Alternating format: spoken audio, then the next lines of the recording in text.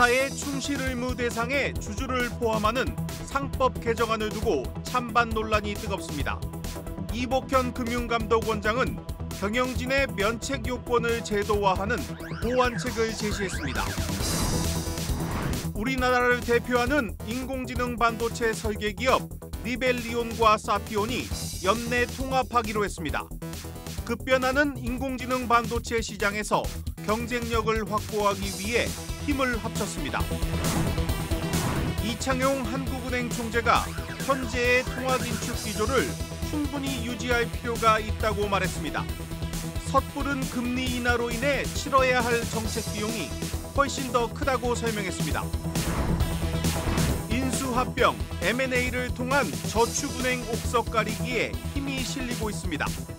수도권 저축은행에 대한 추가 규제 완화가 검토되고 있습니다.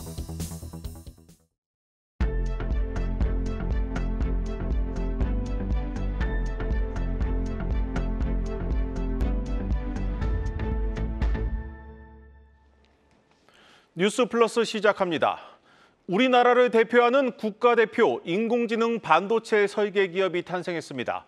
국내에서 손꼽히는 반도체 설계 기업 리벨리온과 사피온이 올해 안에 통합하기로 했습니다.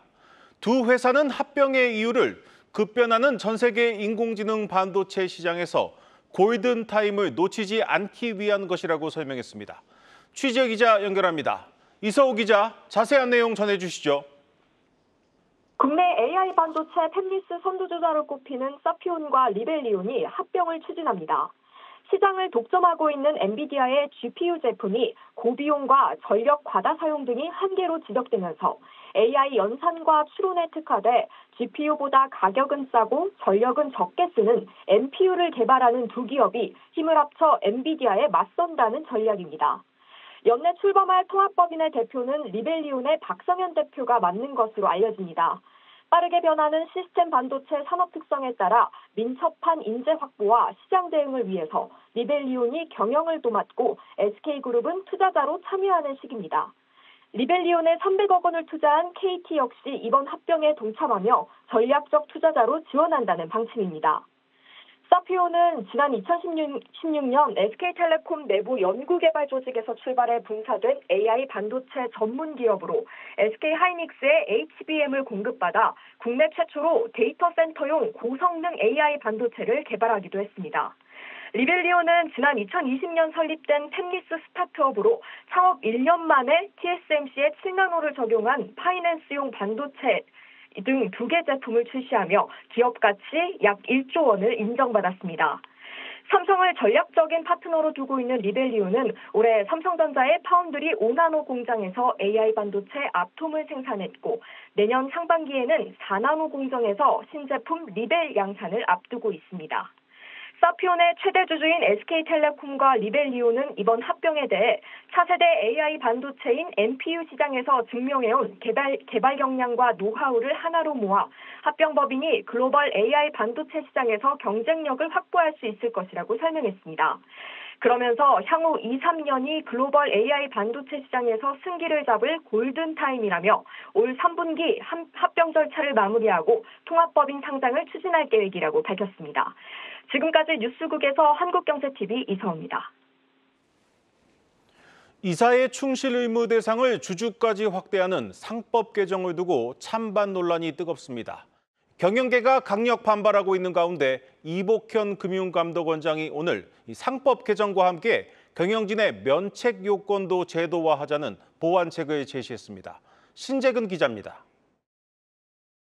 이복현 금융감독원장은 국내 자본시장의 문제점으로 지적되고 있는 후진적인 기업 지배구조 개선 방안에 대해 이렇게 말했습니다. 상법상 이사의 충실 의무를 회사 및 주주의 이익 보호로 확대하는 방안 등에 대해서 사회적 논의가 필요한 시점이 되었다고 생각합니다. 현행 상법은 이사의 충실 의무를 이사는 회사를 위해 그 직무를 충실하게 수행해야 한다고 규정하고 있습니다. 하지만 조항에 주주와 관련한 내용이 없다 보니 이사들이 기업 의사결정 과정에서 지배주주의 이익만을 고려한다는 비판이 제기돼 왔습니다. 실제로 주주총회에 올라온 안건 가운데 이사의 반대로 원안대로 통과되지 않은 안건 비율은 5년 연속 1%를 밑돌았습니다. 이 같은 이사들의 결정이 지배주주의 지배력을 높이고 결과적으로 국내 증시 저평가로 이어졌다는 비판을 받아왔습니다. 김호진 서울대학교 교수는 자산군의 과거 수익률과 기대 수익률 등을 고려해 최적의 자산 비중을 모의 실험한 결과 국내 주식 비중이 0으로 나왔다고 우려했습니다. 수익률 측면에서 국내 주식에 투자하면 해외 주식보다 낮은 수익률을 기록할 확률이 높다는 뜻입니다. 하지만 재계는 주주이익과 회사이익 사이에서 이사들이 소송에 휘말릴 가능성이 있다며 상법 개정을 반대하고 있습니다. 회사와 주주 간의 이해가 충돌하는 경우에 이걸 해결할 수 있는 방법이 없습니다. 기업 경영에 있어서 큰 혼란이 초래될 것으로 보여집니다. 대한상공회의소가 국내 상장기업 153개사를 대상으로 실시한 설문조사 결과 응답기업의 절반 이상이 상법 개정 시 인수합병 계획을 재검토하거나 철회 취소하겠다고 답해 이 같은 우려가 경영 위축으로 이어질 수 있는 개연성을 보여줬습니다. 절충안으로 이사가 합리적으로 경영 판단을 할 경우 민형사적으로 처벌을 받지 않는 보호장치를 만들 필요가 있다는 대안도 제시됐습니다. 이사가 충분한 정보를 바탕으로 합리적으로 경영 판단한 경우 민형사적으로 면책받을 수 있도록 경영 판단의 원칙을 명시적으로 제도화한다면 기업 경영에도 큰 제약이 되지 않을 수 있다는 점도 한번 고려해 볼 필요가 있습니다.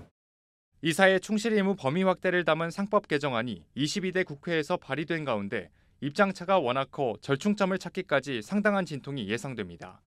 한국경제TV 신재근입니다. 부동산 PF 부실 속에 저축은행들의 위기가 계속되고 있습니다. 이런 가운데 출구 전략으로 인수합병 M&A가 거론되고 있습니다. 현재 매물만 계속 쌓이고 있는데 금융당국이 서둘러 교통정리에 나서야 한다는 목소리가 나오고 있습니다. 먼저 이민재 기자입니다. 부동산 PF 위기로 한계에 내몰리는 저축은행. 지난 1분기 1,500억 순손실 등 역성장으로 신용등급 하락이 줄을 잇고 있습니다. 출구 전략을 모색할 수밖에 없는 상황에서 인수합병이 대안으로 부각됩니다. 예상되는 M&A 매물로 OSB저축은행, 하나저축은행에 이어 에큐온저축은행, JT친해저축은행 등도 거론됩니다. 관건은 PF 부실채권 정리 속도입니다. 그간 부실채권은 뇌관으로 M&A 발목을 잡아왔습니다. 그런데 연착륙 방안으로 부실채권 정리의 속도가 붙어 M&A 시계가 빨라질 것이란 분석이 나옵니다. 작은 저축은행들 위주로 M&A가 좀 활발해질 것 같아요. PF 부실을 많이 들고 있는 저축은행 같은 경우 시장에 나올 수가 있죠. 항상 위기가 오면은 이제 대형화되는 게 추세거든요. 다만 모든 저축은행이 M&A 시장에서 각광을 받는 건 아니란 점에서 자산부채 이전 방식부터 체질 개선까지 다양한 전략을 검토해야 한다는 분석이 제기됩니다. 획기적으로 개선되지 않는 이상 또 똑같이 이게 반복될 수밖에 없는 상황이란 말이에요. 어떤 모형으로 성장할 것인가에 대한 확신이 들기 전까지는 매물이 소화될지는 불확실하다고 저는 생각합니다. PF발 위기를 벗어나기 위해 유증과 자산 매각 등을 추진한 메리츠 캐피탈 사례를 볼 때 캐피탈 등 다른 중소금융도 한계에 봉착한 가운데 때늦은 구조조정을 막기 위한 당국의 대안 마련이 시급해 보입니다. 한국경제TV 이민재입니다. 취재기자와 자세한 얘기 나눠보겠습니다. 경제부 장슬기 기자 나와 있습니다. 장 기자, 현재 이 부실이 우려되는 이 저축은행들을 정리하는 카드로 좀 M&A가 꼽히고는 있는데 현재 시장에서는 거래가 제대로 되고 있지 않습니다. 당국이 좀 나설 필요가 있어 보이는데 움직임이 있습니까? 네, 먼저 이 현재 전국의 저축은행 수만 79개입니다. 상당히 좀 많은 수준인데요. 네. 때문에 당국도 꽤 오래전부터 이 저축은행의 구조조정 필요성을 좀 느끼고 규제를 완화해오기는 했습니다. 먼저 이 지난해 7월에 금융당국은 저축은행 대주주 변경 합병 인가 기준 개정안을 마련한 바 있습니다. 이 저축은행은 지역 밀착형 금융회사로 분류돼 있기 때문에 은행과 달리 이 금융당국의 인가를 받을 때 영업구역이 좀 제한이 되는데요. 비수도권 저축은행의 경우에는 영업구역이 최대 4개까지 확대가 가능하도록 한 것이 골자입니다. 네. 또 기존에는 이 같은 대주주가 3개 이상의 저축은행을 소유할 수 없었는데 비수도권 저축은행은 소유 제한을 최대 4개까지 허용하는 이 규제 완화 카드도 함께 제시했습니다. 네, 그런데 지난해 7월에 이 규제를 풀고 나서 지금까지 M&A가 한 건도 없지 않습니까? 그건 왜 그런 겁니까? 네, 앞서 이 리포트에서도 좀 언급이 되긴 했지만 현재 저축은행 업권의 수익성이 좀 좋지 않습니다. 그리고 이 부동산 PF로 인한 부실 부담도 굉장히 큰 상태라 마땅한 인수자가 나타나지 않고 있습니다. 네. 예, 실제 올 1분기에 이 상위 20개 저축은행의 부동산 PF 연체율을 보면요. 11.05%로 지난해 같은 기간보다 무려 6.6%포인트나 상승했습니다. 이런 이 부동산 PF 부실 우려로 저축은행들의 신용등급 강등도 이어지고 있는 상황입니다. 인수자 입장에선 아무래도 부담으로 좀 작용할 수밖에 없는 요인들입니다. 네. 여기에 또 기존 당국의 규제 완화 방안이 비수도권 저축은행만을 대상으로 이뤄졌다는 점에서 좀 한계가 있다, 추가 완화가 좀 필요하다 이런 의견도 제기가 되고 있습니다. 네, 결국 규제를 좀 더 풀어야 거래가 일어날 것 같은데 그렇다면 현재 당국이 고려하고 있는 추가 규제 완화 카드 어떤 것들이 거론되고 있습니까? 네, 아무래도 좀 지방 저축은행보다는 영업성이 좋은 수도권 저축은행에 대한 관심도가 좀 더 높기 때문에 네. 수도권 저축은행에 대한 규제 완화를 좀 검토 중에 있습니다. 제가 앞서 말씀드린 이 규제 완화와는 수도권 저축은행은 해당이 되지 않습니다. 수도권의 경우 일부 부실 우려가 있는 저축은행에 대해서만 예외적으로 좀 인수합병이 가능한데요. 이 부실 우려로 판단하는 기준이 국제결제은행 BIS 기준 비율이 10%입니다. 이 비율을 좀 상향 조정해서 인수 가능한 수도권 저축은행 수를 늘리겠다는 구상입니다. 네, 만약 이제 부실에 대한 이 기준을 높이면 여기에 해당하는 저축은행들은 얼마나 많아집니까? 만약 이 규제 비율이 10에서 11에서 12%대 정도로 좀 완화가 된다면 네. 페퍼나 JT 그리고 규모가 좀 큰 에큐원, OSB 이런 저축은행들이 규제 완화 대상이 될 수 있습니다. 예, 인수 희망자로 꼽히는 금융지주사들 입장에서는 수도권 영업이 좀 가능하고 비교적 BIS 비율이 높은 매물을 선호하기 때문에 경직됐던 저축은행 M&A 시장이 활성화될 수 있을 것이란 전망도 나오고 있습니다. 네, 이 과거 이 저축은행 사태의 트라우마 때문인지 금융당국이 유독 이 저축은행 정리에 좀 속도를 내는 모습입니다.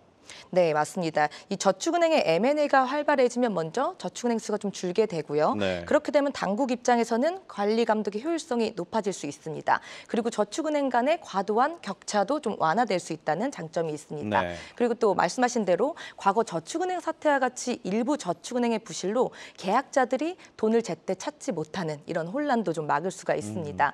좀 비슷한 사례를 보면요. 최근 새마을금고도 일부 손실이 커진 지점들이 주변 우량 지점에 흡수합병되는 그런 경우가 있었습니다. 이 경우에도 계약자들이 손실을 보지 않고 합병된 금고에서 금융거래를 지속적으로 이어나갈 수 있는 구조가 됩니다. 때문에 이 저축은행 업권에 대해서도 규제 때문에 매수를 못하는 일이 없도록 한다는 게 당국의 방침입니다. 네, 잘 들었습니다. 경제부 장슬기 기자였습니다.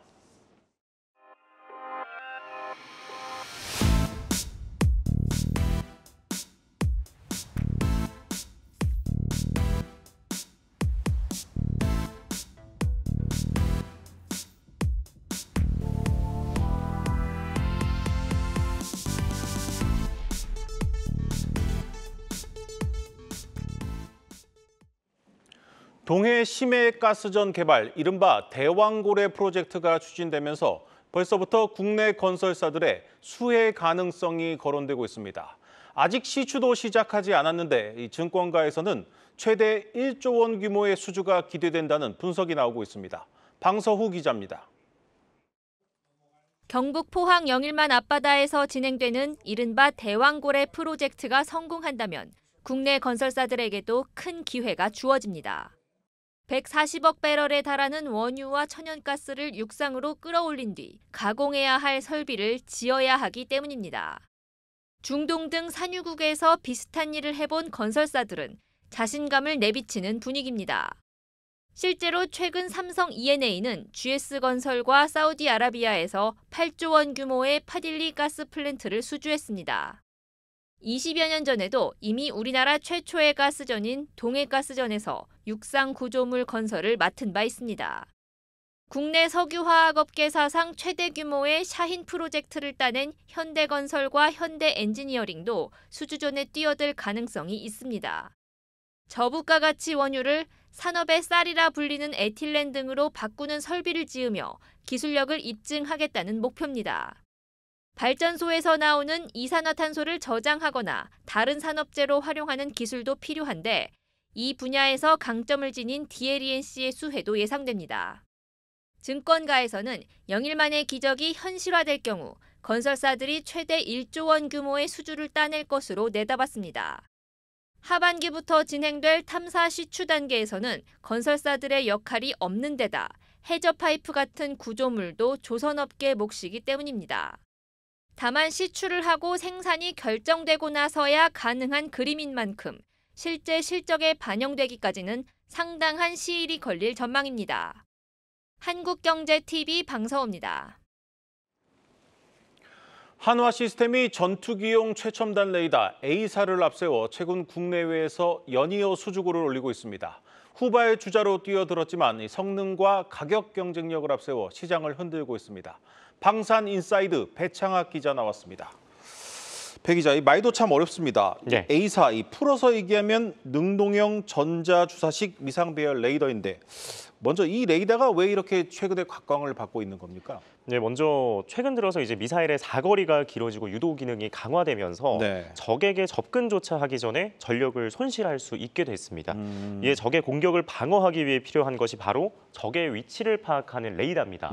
특히 A사 레이더는 물리적으로 안테나를 움직여서 표적을 탐지하는 기존 레이더와 달리 사방으로 전자빔을 쏴서 육해공 모두에서 여러 개의 표적을 동시에 빠르게 추적할 수 있습니다.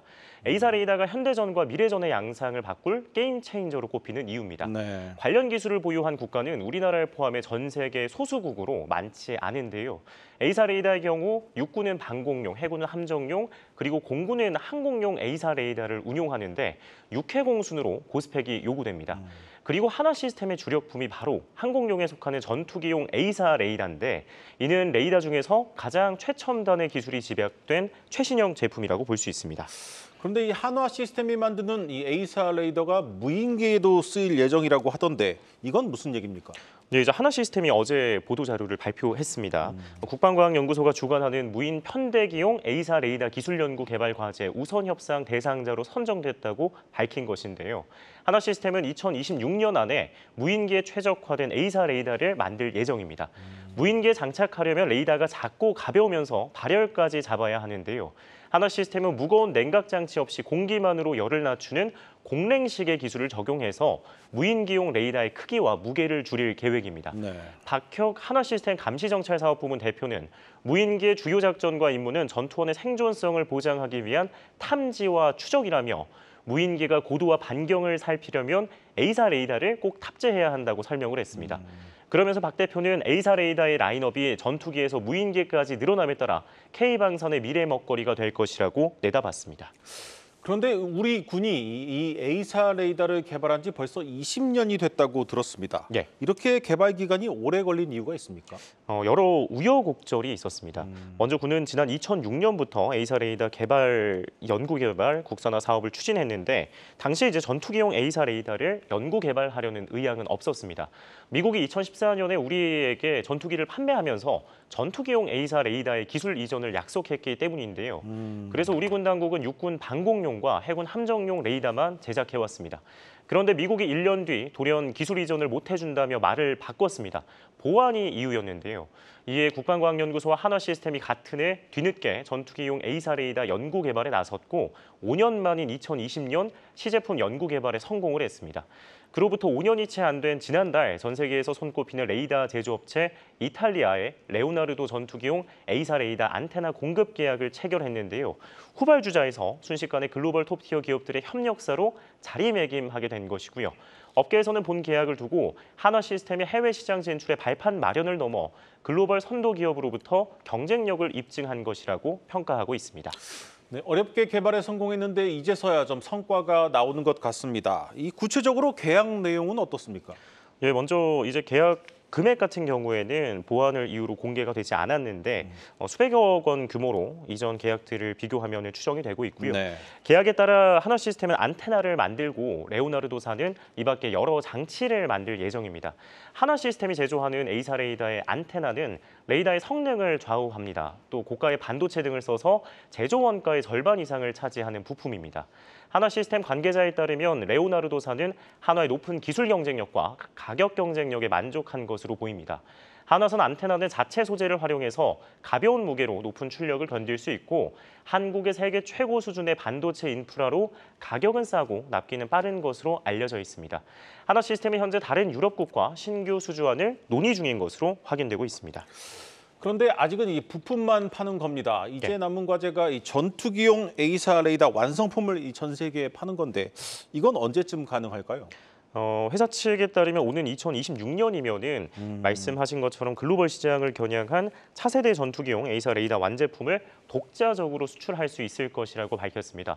한화 시스템은 2026년을 원년으로 유럽, 또 아시아 태평양 지역, 중동과 중남미 등 전 세계 곳곳으로 수출기를 넓힐 방침이고요.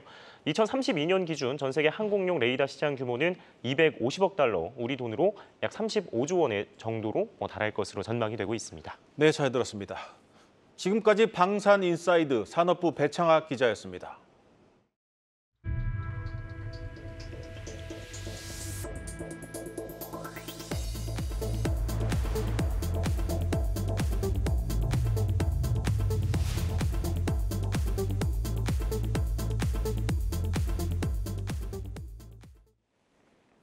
지난 2022년 SK 판교 데이터 센터 화재로 무려 127시간에 달하는 먹통 사태를 겪었던 카카오가 첫 자체 데이터 센터를 공개했습니다. 카카오는 이 찰나의 서버 중단도 허용하지 않는 안전한 데이터 센터라는 점을 강조했습니다. 박혜린 기자가 다녀왔습니다. 한양대 에리카 캠퍼스에 위치한 카카오의 첫 자체 데이터 센터 안사는 지난해 9월 준공돼 올해 1월 가동을 시작했습니다. 연면적 47,378제곱미터의 초대형 규모로 건립된 이 센터는 총 12만 대의 서버를 보관할 수 있으며 6엑사바이트의 데이터를 저장할 수 있습니다.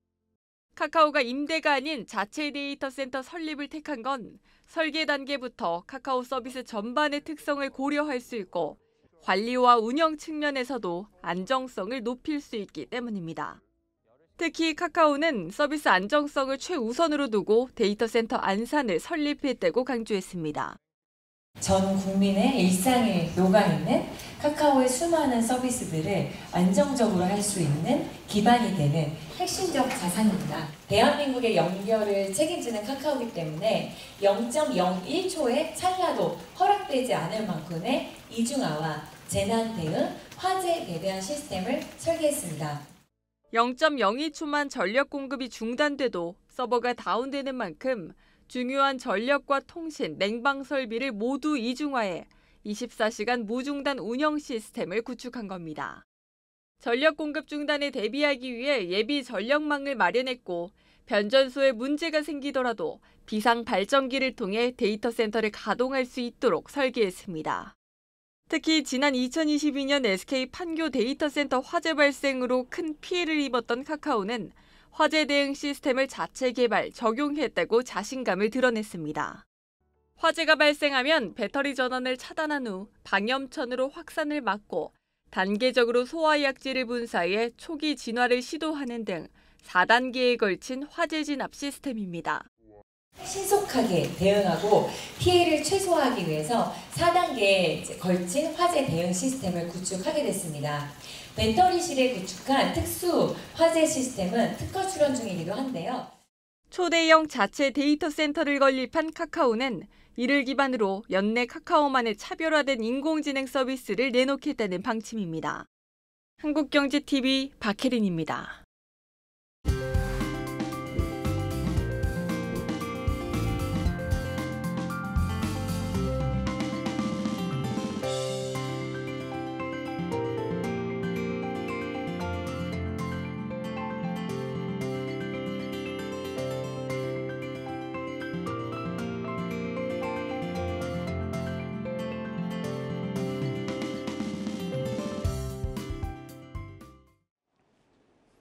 오늘 준비한 뉴스 플러스는 여기까지입니다. 함께해 주신 여러분 고맙습니다.